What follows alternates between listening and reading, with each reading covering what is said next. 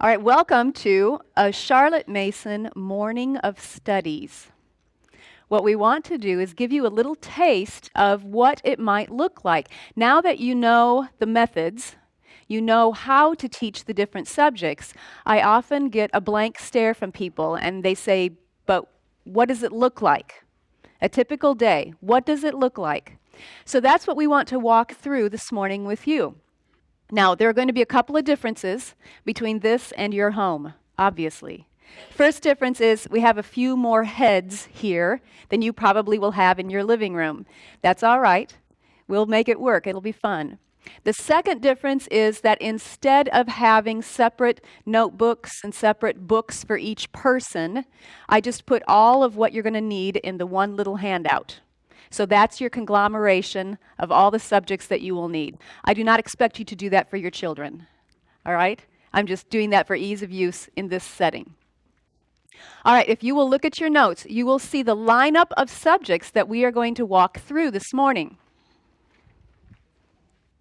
We're going to do natural history, which is science, arithmetic, ancient history, singing, repetition, writing, and Spanish. That's going to be our lineup for this morning. Are you ready to dive in? Yes. All right, let's try it. We're going to start with natural history. What I want to do, how many of you live in the city, in a town, urban setting, okay. I often get asked about doing nature study in that setting and that it can be a challenge.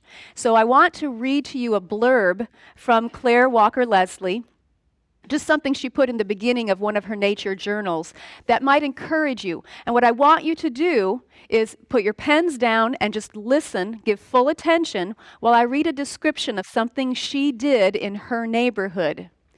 Then when I'm done reading, I want you to either draw a little sketch on your page that shows what she did and what she saw, or if you'd rather list it, whichever way you want to express it for yourself. Okay? Got it? Any ideas that you gain from her description, jot that down too. Any ideas that might help you with your own nature study. All right? Here we go. Yesterday, I went for a walk with my nature journal. I live in a city. Granted, it is a green and leafy city with plenty of front gardens and backyards, but still, it is a city, packed with cars and noise and people and sidewalks. I was about to teach an adult class called Drawing Nature in the Fall, and I needed to do some homework. I took a side street from busy Massachusetts Avenue. This is the way I have walked our dog multitudes of times for more than 7 years.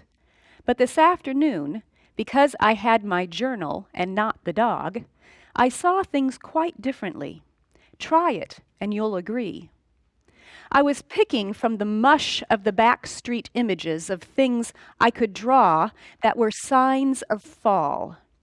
Before I knew it, I was drawing Indian pokeweed, smartweed, an ash seed, a foxtail grass, a partially eaten Bartlett pear fruit, a daddy longlegs. I was sitting on the curb drawing stuff. People walked by. I was so absorbed I barely noticed.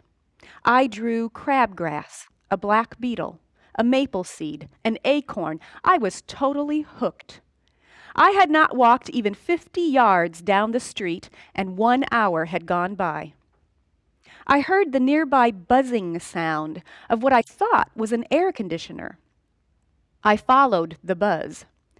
A mound of ivy on a fence was covered with hundreds of bees, madly plundering the flowers of pollen and nectar. I began drawing the bees. Solitary bees, carpenter bees, sweat bees, flies. No yellow jackets, no butterflies. When I showed students my drawing later on, they said, "How did you see all that?" I replied, "Because I've learned to pay attention." How do I describe the way we journal people feel about our pages? We clutch them to our chests and will not give them up no matter what.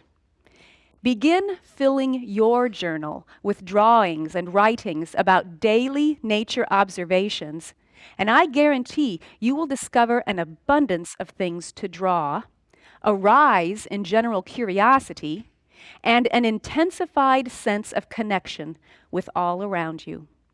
Like me, you will find more people than you think love to bird watch, study butterflies, protect salamanders, and notice moon rises.